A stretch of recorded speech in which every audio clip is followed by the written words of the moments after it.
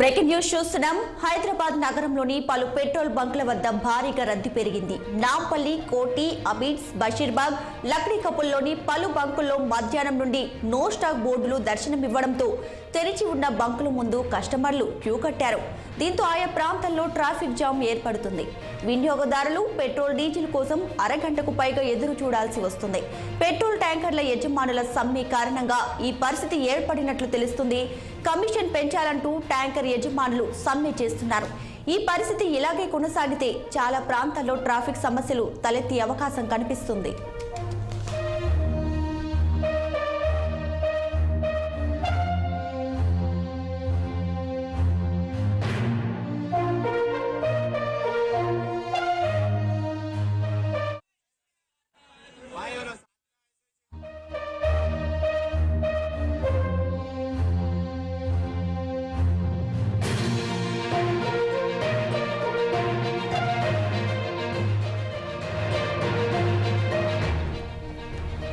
హైదరాబాద్ నగరంలోని పలు పెట్రోల్ బంకుల వద్ద భారీగా రద్దీ పెరిగింది. నాంపల్లి, కోటి, అబీడ్స్, బషీర్బాగ్, లక్డీకపుల్లోని పలు బంకుల్లో మధ్యాహ్నం నుండి నో స్టాక్ బోర్డులు దర్శనమివ్వడంతో తెరిచి ఉన్న బంకుల ముందు కస్టమర్లు క్యూ కట్టారు.